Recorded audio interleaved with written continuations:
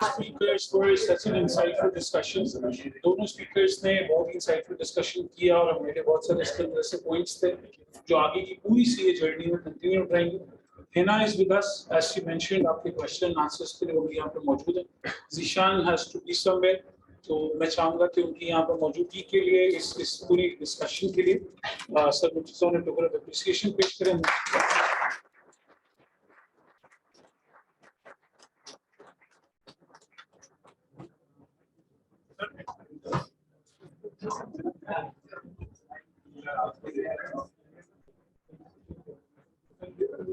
Just for concluding remarks, Hina is like a friend, Musa is like a younger brother. Whenever you require me, whenever you want, we have a discussion. Mustafa, Musa is there. I am just a caller. You can correct me at any time. So never feel afraid. Focus the key. Path is the process. You will be successful inshallah.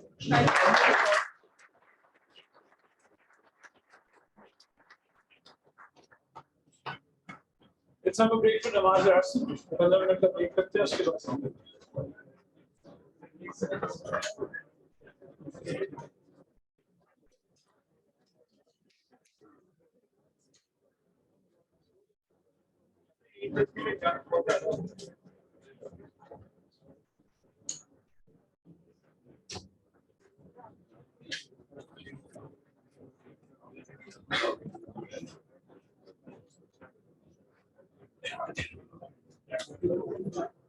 I would also invite for the local appreciation to be discussion.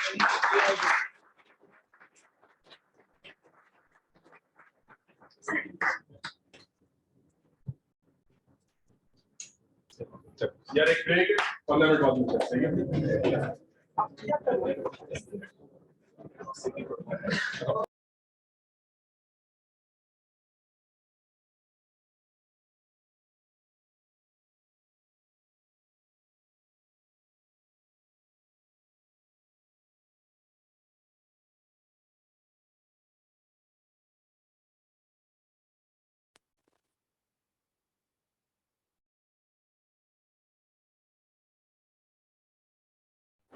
थोड़ी सी relevance नहीं रखती थी for the time भी, motivation से ज़्यादा रखती थी.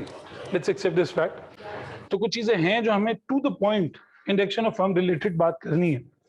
We had the schedule of getting this session over by 6 PM, but थोड़ा सा इसको एक्सटेंड इसलिए कर रहे हैं ताकि जो चंद एक ज़रूरी उमूर की बातें हैं वो आप लोग तक पहुँच जाए. इसको हमने दो तरीके से बाइफिकेट किया है. आप लोगों को इंटरव्यू और CV रिलेटेड जो मटीरियल है वो मैं ब्रीफ कर दूंगा, and I'll keep it as brief as possible. आप लोगों का टाइम ज्यादा नहीं लिया जाएगा. और फर्म में ओवरऑल काम किस तरीके से आपको वहां पे चीजें करनी है, how would it take the start, कैसे वो सारी चीजें होंगी, किस तरह से की जाएंगी, इसके बारे में सर इब्राहिम आप लोगों को जो है वो गाइड कर रहे होंगे. ठीक सर, नॉर्मल इंट्रोडक्शन में तुम लोगों को क्या करवाऊं, एवरीवन नोज अबाउट हिम. और 13 साल का उनका एक्सपीरियंस अब यूसुफ आदिल के साथ हो चुका है. Still he is working there as a director assurance, और इसके अलावा टीचिंग के हवाले से भी आप देखें since from 2014 he is been teaching CAF 8, audit and assurance. अब ग्रुप ए ग्रुप बी वाली चीजें चेंज हो गई. उस वक्त जो है वो कैफ 9 हुआ करता था. और इसके साथ साथ जो माइलस्टोन्स CFAP 2 में, CFAP 6 में, अब आने वाले वक्त में इंशाल्लाह कंपनी लॉ में ये सारी चीजें जो है वो देखने वाली हैं. Students know about it.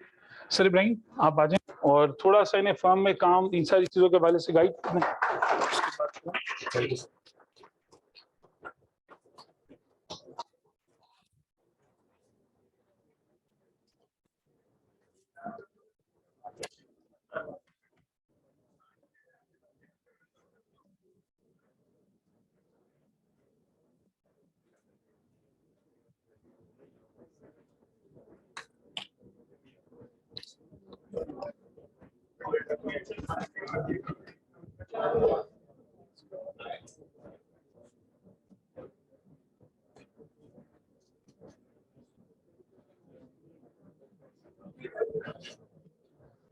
Thank you so much. जो गेस्ट स्पीकर्स आए थे, सेशन हेल्पफुल था यार. वो कुछ फायदा होगा आप लोगों को. अच्छा, मैं सिर्फ 15 मिनट लूंगा आपके, फिर उसके बाद सर मुजम्मिल मुनाफिर और सर MQ ने आपके साथ रिज्यूम करना है. कुछ बातें ऐसी हैं. अच्छा, आप में से कितने लोग फर्म में अपनी आर्टिकलशिप करना चाहते हैं? मेजॉरिटी फर्म में जाना चाहती है, सही है। ऐसा नहीं है कि जो बाकी ट्रेनिंग ऑर्गेनाइजेशन है उसमें कोई मसले हैं, लेकिन उसका एक रीजन ये है कि वो जो ट्रेनिंग ऑर्गेनाइजेशन है वो इतनी बड़ी ट्रेनिंग ऑर्गेनाइजेशन है कि वहां पे एज अ आर्टिकलशिप आपकी कोई वर्क या वो एक्सपोजर आपका नहीं रहता। मैं नेशनल बैंक ऑडिट करता हूं, तो मैंने नेशनल बैंक के एक बंदे को देखा जिसने अपनी आर्टिकलशिप, स्टूडेंट था मेरा, आर्टिकलशिप उसने नेशनल बैंक से करी और वो एक डिपार्टमेंट में रह गया, एक ब्रांच के भी एक डिपार्टमेंट में रह गया, उसने 3.5 साल बाद कोई एम्प्लॉयमेंट की गारंटी नहीं होती। फर्स्ट प्रायोरिटी आप लोगों को कहां पे अप्लाई करना चाहिए? अब फर्म में अप्लाई करना चाहिए। अब 2 से 3 चीजें कुछ बड़ी इंपॉर्टेंट है। इसके लिए अगर मैं थोड़ा सा आपके साथ एक शेयर कर दूं,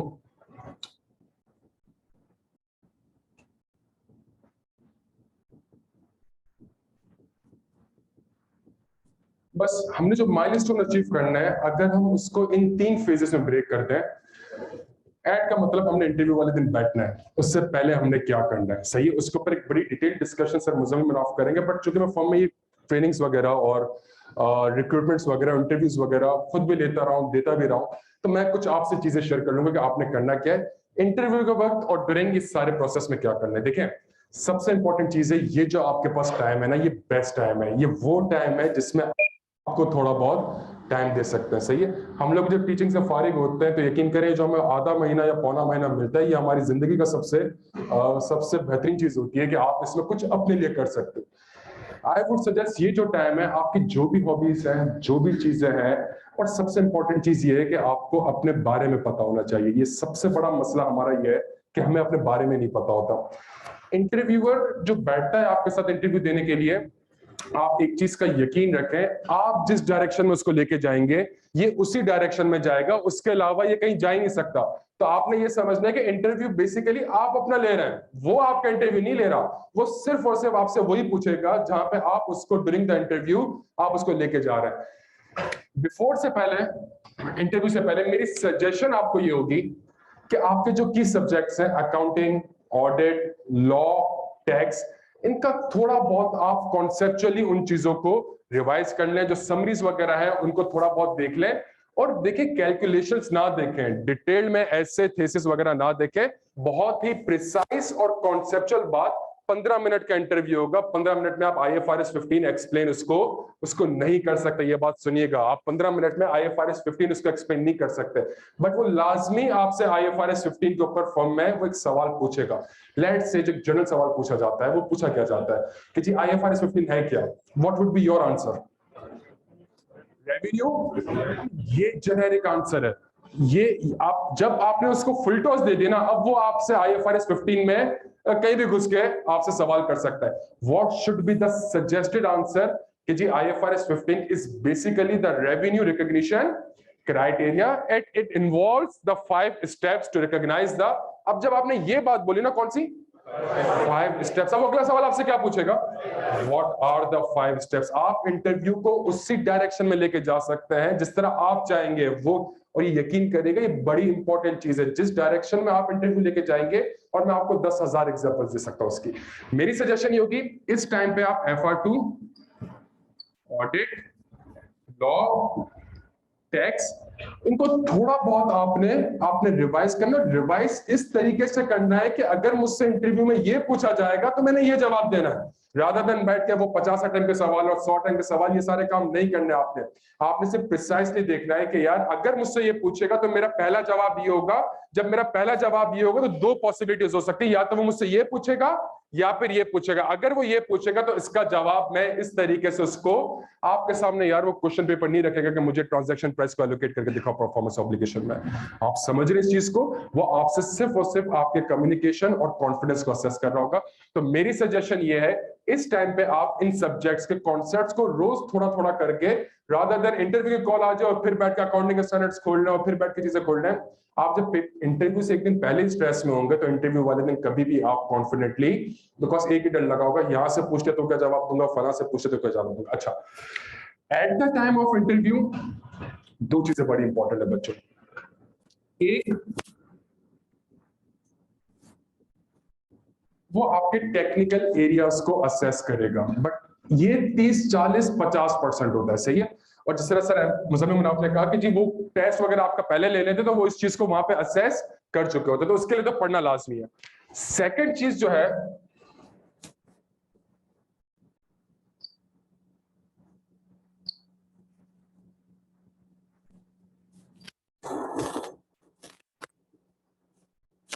हम इंसान की कुछ फितरत होती है, हमारी अपनी कुछ कैरेक्टरिस्टिक्स होती है, और ये इंटरव्यूअर बेसिकली आपके इन चीजों को असेस कर रहा होता है, और इसकी वेटेज ज्यादा होती है, इसकी वेटेज कम होती है।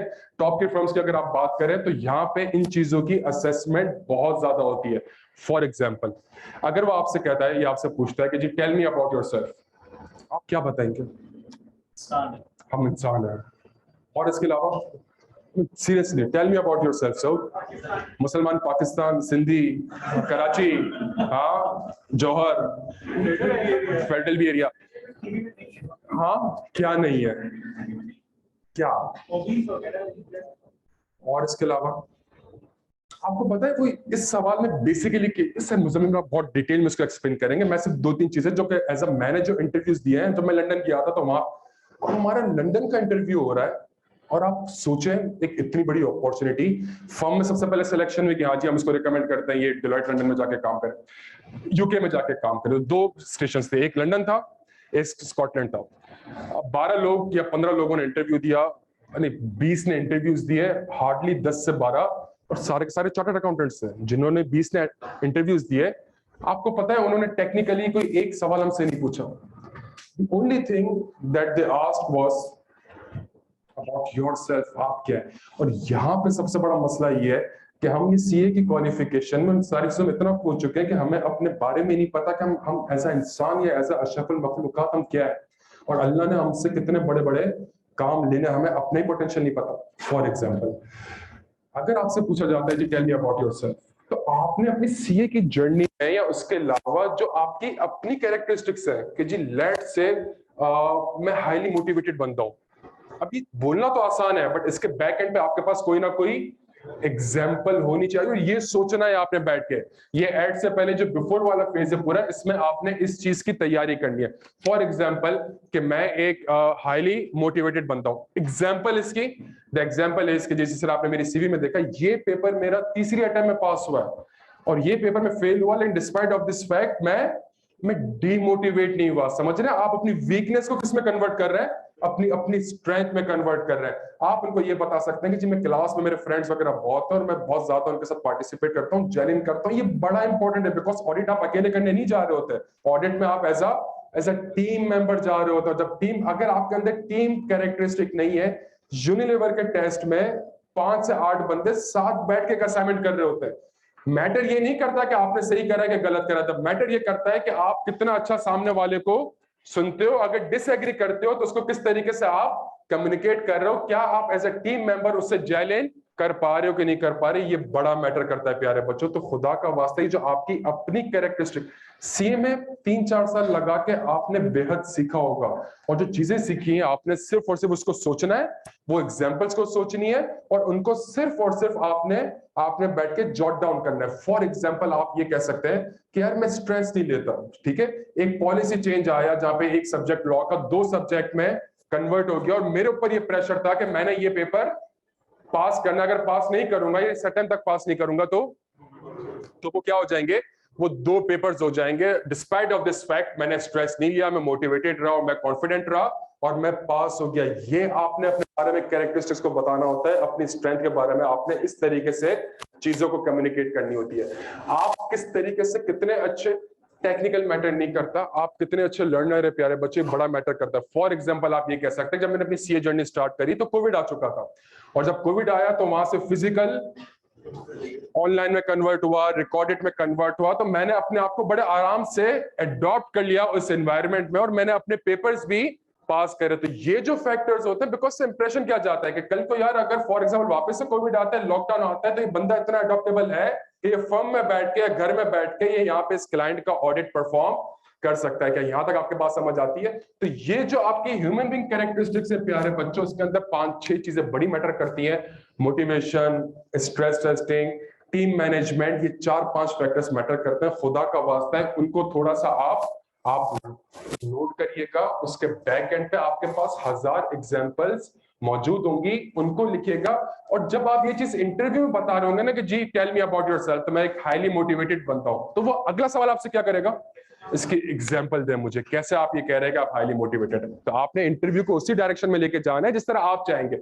अगर यही बोल दिया कि आईएफआरएस, वो जो क्लास में होता है what is NRV, net realisable value, नहीं ये नहीं भाई। अगर वो आपसे आईएफआरएस 15 पूछ रहा है या आईएसए 315 पूछ रहा है या आईएफआरएस 16 पूछ रहा है, आपको पता होना चाहिए कि मेरा पहला आंसर ये होगा। जहां मेरा पहला आंसर ये होगा, सामने से ये पॉसिबल 3-4 सवाल वो मुझसे पूछ सकता है। जब वो 3-4 सवाल पूछेगा, उसका आंसर ये होगा, और उसकी रिहर्सल, उसकी प्रैक्टिस, और इस माइंडसेट से आपने FR2 अकाउंटिंग ऑडिट के सब्जेक्ट्स को पढ़ना होगा। कि यहां तक बात हमें समझ आती है? तो कोशिश करिएगा बिफोर से पहले, जब इन सब्जेक्ट्स को पढ़ रहे हो या अपनी पूरी सीए जर्नी आप देख रहे हो, तो इसमें अपने आप को जरूर असेस करिएगा कि आप एज एन इंडिविजुअल कैसे शख्स हैं। जब तक आप अपने आप को असेस नहीं करेंगे, सामने वाला आपको क्यों, या फर्म में 1000 रिसोर्स है टेक्निकलिटी के लिहाज से, सही आपसे वो चीजें एक्सपेक्ट नहीं की जा रही होती।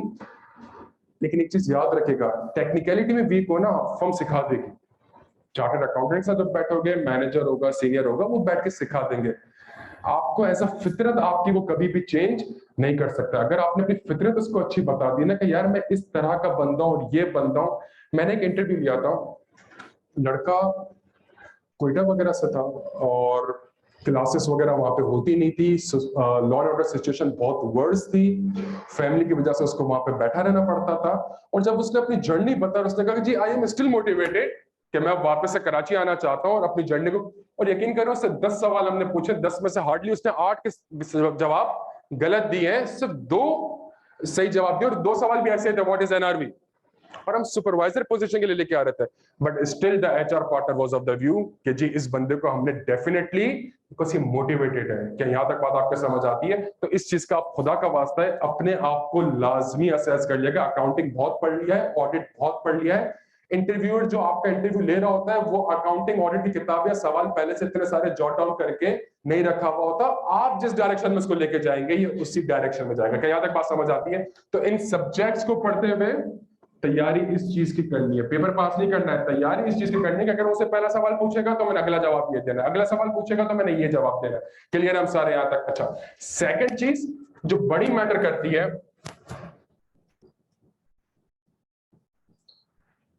वो फॉर्म है प्यारे बच्चों। देखिए obviously go for the best form, सही है, बट खुदा ना खास्ता अगर बेस्ट फॉर्म में नहीं हो पाता, तैयारी बेस्ट फॉर्म की करनी है आपने। Go for PwC, go for KPMG, go for EY, Yusuf Adil, GT, best form की आपने ट्राई करनी है। बट खुदा ना खास्ता अगर आपका बेस्ट फॉर्म में नहीं भी हो पाता प्यारे बच्चों, आप यकीन करें ये जिंदगी मौत का सवाल नहीं है। क्या यहां तक बात समझ आती है? आप आराम से, शायद कोई और प्लेटफॉर्म है, आप वहां पे मेहनत करके उस चीज को असेस कर सकते हैं और उस चीज को अचीव भी कर सकते हैं। मेरी सजेशन ये होगी, आपको ये लाजमी पता होना चाहिए कि फर्म में हमारे पास 4 से 5 सेक्शन है। आप इस टाइम पे, बिफोर वाले टाइम पे, आप अपने आप को असेस करें कि आपने अपने आप को अगले 5 साल में कहां देखना है। ये बड़ा मैटर करता है। आप अपने आप को अगले 5 साल में कहां देखते हैं?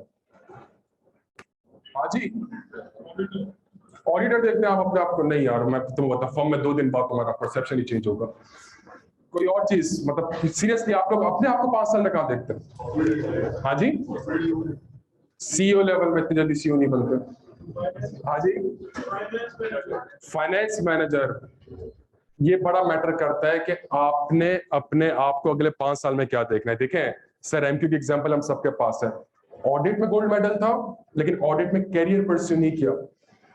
लॉ में गोल्ड मेडल था, लॉ नहीं पढ़ा रहे, और 1.5-2 साल बाद KPMG में आर्टिकलशिप, 3-3.5 साल के आर्टिकल, 1.5-2 साल बाद ही डिसाइडेड कि जी मैंने कहां मूव करना है, मैंने टैक्स में मूव करना है। बिकॉज उनको पता था कि यार मेरी ये फील्ड है, मेरा इसमें इंटरेस्ट है, मैं इसमें अपने आप को अगले 5-10 साल में यहाँ पे देखता हूँ।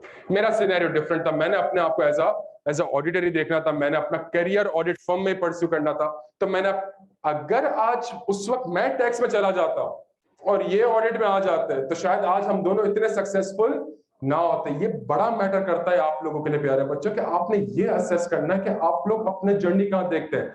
देखिए, अगर आपने फॉर एग्जांपल आगे जाके अपनी टैक्स फर्म खोलनी है, टैक्स कंसल्टेंसी करनी है, आपको लगता है आपका इसमें इंटरेस्ट है, आई वुड सजेस्ट कि आप टैक्स में लाजमी जाएं। आप टैक्स में एक वक्त आएगा कि उसके बाद आप टैक्स में नहीं जा सकेंगे। Start your journey with the tax, कोई मसला नहीं है इसमें, ठीक है। सेकंड इंपॉर्टेंट चीज, अगर आप कहते हैं वो इंटर में जो हम इंजीनियरिंग करते थे, क्यों करते थे? ताकि बाद में डॉक्टर भी बन सके, बाद में इंजीनियर भी बन सके और बाद में कॉमर्स में भी एडमिशन ले सके। अगर आपका माइंडसेट ये है कि यार मुझे नहीं पता अगले 5 साल 10 साल में अनप्रिडिक्टेबिलिटी बहुत ज्यादा है, तो आई वुड सजेस्ट कि आप किस सेक्शन में जाएं, आप ऑडिट सेक्शन में जाएं, बिकॉज यहाँ पे आपके पास दरवाजे बहुत ज्यादा खुले होते हैं। आप ऑडिट से बाद में टैक्स में आप जा सकते हैं, टैक्स से आप वापस से ऑडिट में नहीं आ सकते। ऑडिट एंड एश्योरेंस सेक्शन जो है इसमें लेट सिटिंग ज्यादा है, काम बहुत ज्यादा है, लेकिन फायदा क्या होता है, जो सब्जेक्ट आपने पढ़े हुए और जो सब्जेक्ट आप फाइनल में पढ़ रहे होंगे उसमें आपको ये हेल्प लाजमी करेगा। अब आपने ये देखना है कि आपने अपनी 3-3.5 साल की आर्टिकलशिप ऐसी ही जाया करनी है, या अगर आपको एक प्लेटफॉर्म मिला हुआ है तो उस प्लेटफॉर्म में आपने चीजों को सीखना, ये बड़ा मैटर करेगा। ऑडिट फर्म में एक फायदा आपका ये हो जाएगा कि आपका जो बाहर की सिकॉन्डमेंट वाला है, मैं सर मुजल्लिम मनाफ से हम शायद 2-3 हफ्ते पहले डिस्कस कर रहे थे, अभी हम सब तरस रहे होते हैं कि जी किसी तरीके से पीडब्ल्यूसी में हो जाए। सही है, बेस्ट फर्म है हमारी, नंबर 1 ऑडिट फर्म है पाकिस्तान में, बट आपको पता है 3.5 साल बाद फर्म आपके पीछे पड़ी हुई होती है कि खुदा का वास्ता है हमारे साथ आप हमारे साथ जुड़ जाओ, आप हमें डिस्कनेक्ट ना करो, आप कोई और जॉब ना करो, कहीं और ना जाओ। एंड फॉर दैट पर्पस उन्होंने रोकने के लिए क्या करा, they had an arrangement with the Deloitte पीडब्ल्यूसी नेदरलैंड, और यहां से जिनकी आर्टिकलशिप खत्म हो रही है उनको नेदरलैंड की सेकंडमेंट में भेज रहे हैं 10 महीने के लिए। 2 महीने वो यहाँ पे काम करेंगे सीजन में, 10 महीने वहां पे काम करेंगे। देखें, ये मैं आपको यही सिखाने की कोशिश कर रहा हूँ प्यारे बच्चों। अभी फर्म में नहीं भी होता, मसला है 3-3.5 साल बाद यही फर्म आपके पीछे पड़ी हुई होगी कि जी खुदा का वास्ता है हमारे साथ स्टे कर लेंगे। किस बेसिस पे कहेगी वो आपको ये बात? जितना अच्छा आप इस 3-3.5 साल में परफॉर्म करोगे, जितना ज्यादा आप सीखोगे, जितनी चीजें, और ये फर्म ऐसी चीज है आप जितना टाइम लगा दो एट द एंड आपको यही लग रहा होगा कि मैंने इतना कुछ नहीं सीखा, बिकॉज सब कुछ आपके सामने आ रहा है, आपके सामने लॉ भी आ रहा होता है, आपके सामने टैक्स भी आ रहा होता है। कुछ दिनों पहले मैंने सर को कॉल करी थी, वो जो 10% सुपर टैक्स लगा हुआ है, किस पे लगेगा किस पे नहीं लगेगा, ये चीजें आपकी कंटिन्यूस बेसिस पे अपडेट हो रही होती है। टैक्स का एक नोटिफिकेशन भी आता है, क्लाइंट उसको रिकॉर्ड कर रहा होता है, आप बैठ के एज एन ऑडिटर उसका ऑडिट कर रहे होते हो। कंपनीज ऑर्डिनेंस से कंपनीज एक्ट हुआ, हमें पता है हमारी रातें लग गई उन चीजों को वेरीफाई करने में और सारे डिस्क्लोजर्स को वेरीफाई करने में, सारी रिक्वायरमेंट्स को वेरीफाई करने में। तो ये बड़ा मैटर करते हैं। 3-3.5 साल की आर्टिकलशिप होगी, इसमें अगर आपने अच्छा, और ये ना सोचेगा यार खुदा का वास्ता है कि 15,000 मिल रहा है या 12,000 मिल रहे हैं या 18,000 मिल रहे हैं, आप ये सोचेगा कि आपको सिखाया जा रहा है और फिर पैसे भी दिए जा रहे हैं। आप यूं सोचेगा कि आपको सिखाया भी जा रहा है और आपको पैसे भी दिए जा रहे हैं। जहां 3-3.5 साल में आप हुनर सीख गए, काम सीख गए प्यारे बच्चों, आप यकीन करें यही वो फर्म होगी जो कि आपसे रिक्वेस्ट कर रही होगी कि जी काइंडली हमारे साथ कंटिन्यू रखें इस रिलेशन को। क्या यहां तक बात समझ आती है? तो इस चीज को थोड़ा सा रखिएगा। आप में से कितने लोगों ने बाहर जाना है, पाकिस्तान से बाहर? ये अलार्मिंग सिचुएशन है यार, ये बड़ी अलार्मिंग सिचुएशन है। हम लोग बाहर इसलिए नहीं कि आप लोगों को पढ़ाएं हम पढ़ा रहे हैं आपको इसलिए ताकि आप लोग बाहर चले जाएं। नहीं तो क्वालिफाई करने के बाद ही जाओगे ना यार, तुम उसके बाद कौन सी ऑनलाइन क्लासेस लोगे तुम? अगर आपने अपना करियर, ये प्लान है आपका कि यार मैंने बाहर निकलना है और मैंने बाहर फॉर्म में जाना है, या मैंने बाहर जॉब वगैरह करनी है, बाहर इमिग्रेशन अप्लाई करनी है, बाहर यूके में 5 साल काम करके, audit firm is the best choice. Audit firm, और इसके अंदर कौन सा section? Audit, and it's all about a green passport. अगर आपने ऑडिट फर्म में 4-5 साल लगा दिए, इवन आर्टिकलशिप पे लगा दिए, आर्टिकलशिप के बाद आपको सेकंड में भेज देते हैं। जहां आपका 3 साल का कॉन्ट्रैक्ट पीरियड खत्म होता है, वहीं आपको बाहर सेकंड में भेज देते हैं। अगर बाहर जाना है तो आई वुड सजेस्ट कि फिर आप ऑडिट में रहे, लेकिन काम सीख लें, और फिर वहां पे कोशिश ये करिएगा उन फर्म्स को देख लें जो आपको सेकंडमेंट अपॉर्चुनिटी ऑफर करिए। पीडब्ल्यूसी ने रिसेंटली अनाउंस करा है, बेस्ट है। केपीएमजी सेकंडमेंट भेजती है, यूसुफ आदिल सेकंडमेंट भेज रही है, ईवाई सेकंडमेंट से भेजती है। जीटी वीडियो का मुझे इतना आइडिया नहीं है, आई थिंक शायद वो लोग भी, उनका भी कोई ना कोई सेकंडमेंट अरेंजमेंट होगा। अगर ये माइंडसेट है तो इस तरीके से आप चीज, लेकिन अगर आपका माइंडसेट ये है कि नहीं यार मैंने तो यहाँ पे बैठ के कोई बिजनेस करना है या यहाँ पे रहना है, फिर आप टैक्स से अच्छा प्रोफेशन मेरे ख्याल से पाकिस्तान में जिस तरह से चेंज हो रहा है, जितना कॉम्प्लेक्स है ये, और जितनी ज्यादा रिक्वायरमेंट आ रही है अब से आईएमएफ की तरफ से और ये एफएटीएफ की तरफ से, तो I think this is one of the best specialisation करनी है, गो फॉर टैक्सेशन। क्या यहाँ तक बात समझ आती है? कोई सवाल स्पेसिफिक हो तो मुझसे आप पूछ सकते हैं फर्म से रिलेटेड। जी मेरे भाई। की बात कर रहे हैं, ये आप चार्टर्ड अकाउंटेंट बनने के बाद ट्रेनिंग पीरियड खत्म होने के बाद फिर भी कांस्टेंट रहेगा या ये सिर्फ जो दो पार्टनर आए थे जिशान वर्कोलिक और रात के 12-12 बजे एक बजे तक फर्म में बैठे होते हैं, जो हमारी यूसुफ आदम की पार्टनर थी वो भी रात 12 बजे तक बैठी हुई। जब काम आता है तो लाजमी सी बातें करनी होती है और वही वाली बात है कि सामने वाले का ट्रस्ट है। और ऐसा नहीं है, ऐसा बिल्कुल नहीं है कि हर वक्त लेट सेटिंग होगी, ऐसा नहीं है। अच्छा, लेट सेटिंग का एक रीजन ये भी है कि हमारी अपनी इनएफिशिएंसी होती है। मैं लंदन में जब काम करने गया था, डेलोइट लंदन में, आप यकीन करें मैंने एक दिन भी लेट सेटिंग नहीं करी है, एक दिन भी लेट सेटिंग नहीं करी, क्योंकि वहां पे लेट सेटिंग का कल्चर। लेकिन मैं आपको एक चीज बता दूं, 9 बजे से लेकर 6 बजे तक कोई वहां पे मोबाइल यूज नहीं करता था। 9 बजे शार्प वहां पे मौजूद होते थे, 6 बजे तक सब पैकअप करते थे और वीकेंड्स पे काम नहीं करते थे। 9 to 6 कोई भी मोबाइल वगैरह यूज नहीं हो रहा था। हमारा मसला क्या, हम फर्म में एंटर ही 11-12 बजे हो रहे होते हैं, फिर हम चाय पीने चले जाते हैं, फिर हम सिगरेट पीने चले जाते हैं, फिर हम गॉसिप में इन्वॉल्व हैं कि फला ने ये कर दिया। एक फला सीनियर आपको एडिशनल काम देगा जिसमें आपके सिर्फ 2 घंटे वेस्ट होंगे, उसको डिस्कस करने में और वो डबल आर मचाने में आप 4 घंटे जाया कर देते हो। क्या इसने तो मेरे साथ ये कर दिया ना, इसने तो ये कर दिया, इसने तो दूसरे का काम मुझे पकड़ा दिया, और आप 4 घंटे डिमोटिवेटेड रहोगे। और क्या कहते हैं, यकीन करो काम कितने घंटे का होगा, वो 2 घंटे का होगा। ये हमारी अपनी ये एक, और हमारा एक मसला भी है, आप में से कोई भी पहले दिन से पढ़ाई नहीं कर रहा होता, ऐसा ही है। आप में से कोई भी, वो तो पेपर से 15 दिन पहले वो फिर आता है कि जी मल्टीप्लाई बाय 2 कर दें स्पीड को, मल्टीप्लाई बाय 3 कर दें और बता दें इसमें से कौन सा लेक्चर देखना है। तो अगर आपका ये वाला माइंडसेट है तो फिर तो लेट सेटिंग होगी। अगर आप डेली बेसिस अपने काम को चलाते रहेंगे तो इतनी ज्यादा लेट सेटिंग्स नहीं होती। कोई और सवाल? जी मेरे भाई। थोड़ा सा एडवाइजरी डिपार्टमेंट की गाइड करें तो लगेगा कि जो किसी एक डिपार्टमेंट में अगर इंडक्शन देगी तो बात की पोजीशन होती है। ये दो सवाल आपके। अगर आपका माइंडसेट एडवाइजरी की तरफ है, आई वुड सजेस्ट फिर आपकी फर्म बड़ी चूजी होनी चाहिए। आपको पता होना चाहिए कि इस फर्म का एडवाइजरी है भी या नहीं। पीडब्ल्यूसी में अच्छी एडवाइजरी है, केपीएमजी में अच्छी एडवाइजरी, ईवाई टॉप पे चल रहा है इस वक्त एडवाइजरी में, तो फिर आपको ये पता होना चाहिए। आप एक ऐसी फर्म में चले गए, एडवाइजरी आपको पता है ना पाकिस्तान में कहां 2 कंपनियां मर्ज होती है, कहां कोई कंपनी दूसरी कंपनी को एक्वायर करती है, कहां पे वैल्यूएशन, इतना ये काम पाकिस्तान में नहीं हो रहा। लिमिटेड फर्म्स कर रही है लेकिन इसके अलावा ये इतना होता नहीं है। तो फिर अगर आपने एडवाइजरी में बनाना है तो फिर आपके लिए बेस्ट होना चाहिए कि आप अपनी फर्म को सही चूज करें। दूसरा, अगर मैं ऑडिट से टैक्स में जाना चाहूँ, टैक्स से ऑडिट में जाना चाहूँ, ये फर्म टू फर्म डिपेंड करता है। और यही वो चीज है कि आपने at the time of interview उनसे पूछ लेना और उनसे एग्री करवा लेना कि जी ठीक है मैं ऑडिट में आना चाहता हूँ, लेकिन अगर आगे जाके मैंने एडवाइजरी में आना है या आगे जाके मैंने टैक्स में आना है, क्या ऐसा ऑप्शन है। लेकिन ये सवाल मेजॉरिटी के होते होंगे कि यार ऑडिट में चले गए, टैक्स में जाना है, टैक्स में चले गए, ऑडिट में आज। मैं आपको सिर्फ एक चीज बता दूं, फर्म में प्यारे बच्चों आपकी जिंदगी के सिर्फ 3 साल लगता है। अगले 30-40 साल की जिंदगी और बच्ची है आपकी। आपने सब कुछ इन 3 सालों में नहीं करना है, खुदा का वास्ता है आप थोड़ा समझने की कोशिश करें। ये ना करें कि यार सीखना है तो अब टैक्स भी सीख लूं, अब ये भी सीख लूं। आपकी आर्टिकलशिप खत्म होती है, आप टैक्स में चले जाए। आप टैक्स में आपकी आर्टिकलशिप खत्म होती है, आप उससे रिक्वेस्ट करें, आप ऑडिट में आ जाए। आप ऑडिट से आपने एडवाइजरी में जाना है, आप मजीद 1-1.5 साल एडवाइजरी में लगा सकते हैं। तो ये 3 साल तक लिमिटेड पीरियड है जिसमें आपने पढ़ाई करनी है, जो पढ़ा हुआ है उसको सिर्फ अप्लाई करना है, सीखना है। सीखने के लिए तो पूरी आगे तक जिंदगी बची है यार। हम सारे यहाँ बैठ के आज तक सीख ही तो रहे हैं प्यारे बच्चों। क्या यहाँ तक बात समझ आती है? तो ये माइंडसेट छोड़ दें यार कि ये 3 साल है तो सब कुछ इस 3 साल में ही करना है। यार आपने 8 पर्चे पास करने इस 3 साल के अंदर, आपने C5 के और MSA के 8 पर्चे पास करने हैं, आपने सीखना है। तो इतना कुछ जहन में सवाल ना करें कि मैं यहां से वहां चले जाऊं, यूं कर लूं। ये सारे काम क्वालिफाइड हो, पेपर पास करें, उसके बाद आप मूव करें। किसने रोका? 1-1.5 साल और लगा दें आप, तो इसमें क्या बुराई है? कितने लोग ऐसे हैं जो कि क्वालिफाइड होने के बाद मिडिल ईस्ट जाते हैं और मिडिल ईस्ट में एक टाइम लगाते हैं, पैसा कमाते हैं। कुछ लोग ऐसे होते हैं जो कि यूके में जाके टाइम लगाते हैं और वो पासपोर्ट लेके आ जाते हैं उनका, तो वो सबका एक प्लान होता है। लेकिन सारी चीजें बाद में एक टाइम तक होती हैं। ऐसा नहीं होता कि मैं इस 3 साल में ये भी कर लूं, ये भी कर लूं।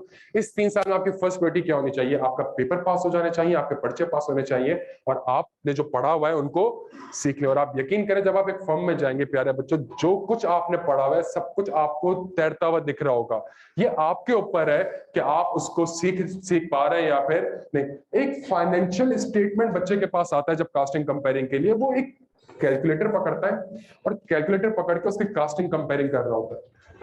अब उसको ये काम क्या लग रहा है, उसको ये काम, बट आप सोचें कि अगर आपको एक दिन दिया है कास्टिंग कंपेयरिंग के लिए, आप कास्टिंग कंपेयरिंग करें, जहां आपको टाइम मिला, आपने अकाउंटिंग पढ़ा हुआ है, आप IAS 16 पढ़ चुके हैं, आप देखें IAS 16 के डिस्क्लोजर जो हमें पढ़ाया गया है या जो हमें बताया गया है, क्या वही 16 के डिस्क्लोजर्स यहाँ पे आ रहे हैं कि नहीं आ रहे? जो IFRS 9 हमें पढ़ाया गया है कि उस IFRS 9 के डिस्क्लोजर्स यहाँ पे मेंशन है भी कि नहीं?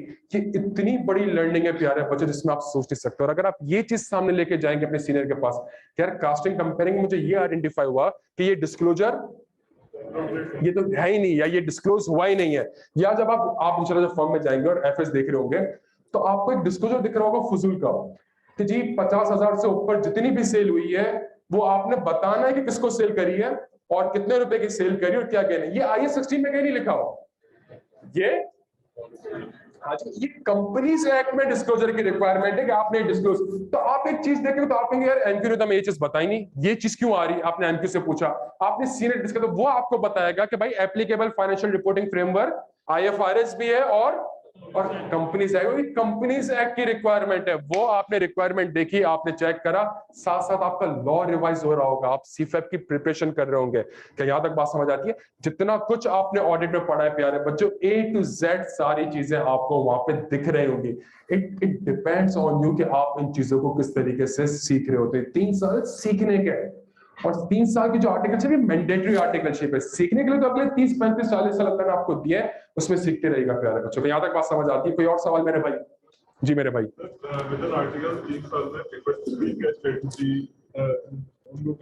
पेपर कॉम्बिनेशन के ऊपर सर MQ आपको एक प्रिसाइज, आपको एक कॉम्बिनेशन बता देंगे और एक ऐसी जर्नी बता देंगे कि वो एक डिटेल्ड रिसर्च के बाद हमने कंक्लूड करी कि यार ये बच्चों के लिए एक बेस्ट स्ट्रेटेजी सही है। और वो स्ट्रेटेजी क्या है कि आपने पर्चे इस तरीके से देना है। पहला, आपको पता है ना, आपका पहला पेपर 1 साल बाद होगा, उसके बाद हर 4 महीने बाद आपके फाइनल के पेपर होंगे। तो जब हर 4 महीने बाद, आपको 4 महीने पता है ना, हाँ जी, 6 महीने रिजल्ट आएगा तो पेपर में 4 महीने ही बचेंगे। रिजल्ट के बाद तो पता चलेगा कि जी कौन सा पेपर उठाना है, कौन सा नहीं उठाना। तो पहला पेपर आपका 1 साल, 1.25 साल बाद होगा। उसके बाद जितने पेपर्स होंगे आपके, ये जो पहला साल होता है ये मोस्ट इंपॉर्टेंट होता है। ये वो टाइम पीरियड होता है जिसमें आप अपने मैक्सिमम CA के पेपर अगर एक अच्छी स्ट्रेटेजी बना लें, अगर आप वो अच्छी स्ट्रेटेजी बना लेंगे, अगले 3 साल का एक रोड मैप बना लेंगे कि यार ये माइलस्टोन अचीव करना है, MSA 1 अनलॉक हो जाएगा, ये माइलस्टोन अचीव करना है, MSA 2 अनलॉक। अगले अटेम्प्ट में मेरे पास टाइम कम है, लेट सीटिंग ज्यादा हो रही है, FFR ऑडिट तो पड़ा हुआ है,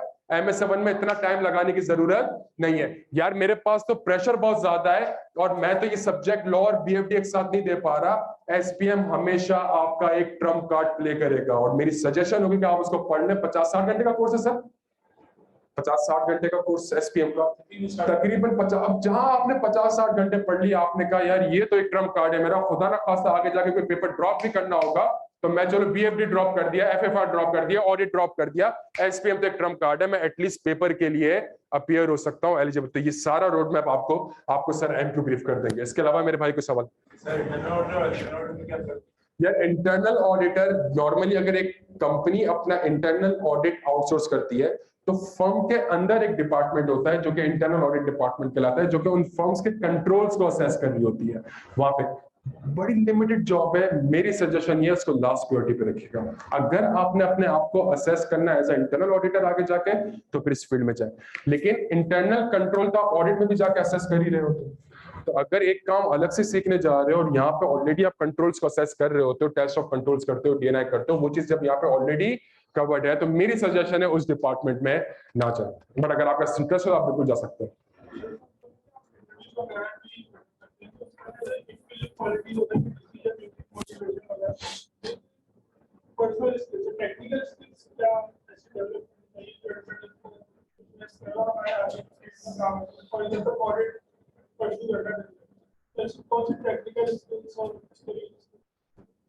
यार जो पढ़ा है ना आपने, जो आपने पढ़ा है, इसके अलावा अगर आपने उसको इम्प्रेस करना है तो वो मेरी सजेशन है आप कुछ एक्सेल वगैरह के कोर्स कर लें।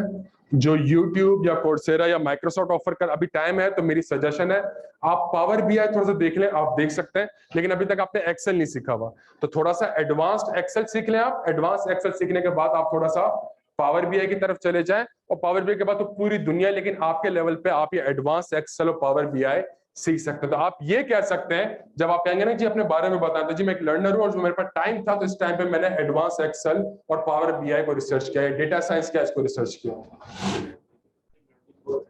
सॉरी, एडवाइजरी में लर्निंग बहुत लिमिटेड है, ऑडिट लर्निंग ऑडिट नहीं होगा उसके अंदर, सही है। सॉरी, हाँ बिल्कुल। देखिए पाकिस्तान से बाहर जाना है मेरे भाई, तो वो कंटेनर में भी जा सकता है, रिस्क है, वो कंटेनर पहुंचेगा कि नहीं पहुंचेगा। लेकिन अगर सिर्फ एडवाइजरी करके जाना है और एडवाइजरी में इंटरेस्ट नहीं है, लेकिन इसलिए करना है ताकि, तो फिर ये वाली गलती ना करिए लोग। अगर एडवाइजरी में इंटरेस्ट है, बिल्कुल जाए, बाहर के दरवाजे भी खुले थे। पाकिस्तान से बाहर तो एडवाइजरी का बहुत स्कोप है ना। अगर ये आपने सुना होगा, एलॉन मस्क ट्विटर के शेयर्स एक्वायर कर रहा है, कितने के एक्वायर कर रहा है, $44 बिलियन के। तो इसके पीछे जो पूरी एडवाइजरी दी होगी, जो वैल्यूएशन करी होगी, वो किसी फर्म ने करी होगी या किसी एडवाइजर ने करी होगी, तो वो बिल्कुल है।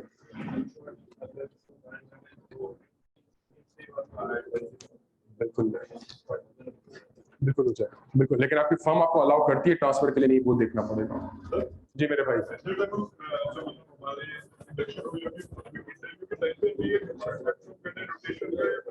जो सवाल है आप उसके लाजमी पूछ सकते हैं, जो भी आपके सवाल है आप वो लाजमी पूछ सकते हैं इंटरव्यू के दौरान। आप जो भी आपके क्वेश्चंस है वो आप लाजमी पूछ सकते हैं।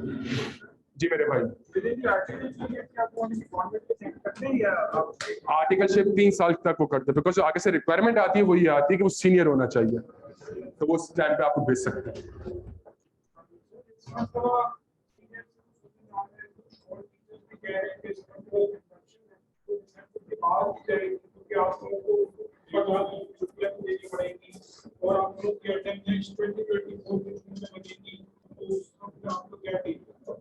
यार ऐसी कोई न्यूज़ मैंने तो नहीं सुनी। इंडक्शन ओपन हो चुकी है, आई थिंक केपीएनजी ने ओपन कर दी है, यूसुफ आदा की तरफ से ओपन हो चुकी है, तो इंडक्शंस तो ओपन है, हो चुकी है, पोर्टल पे आ चुका है। अगर आप वेबसाइट पे जाएंगे तो वहां पे इंडक्शन ओपन है।